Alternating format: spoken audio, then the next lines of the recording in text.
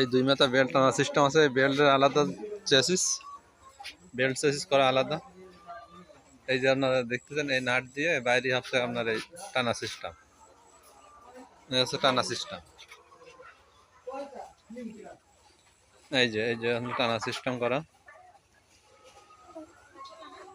টানা সিস্টেম,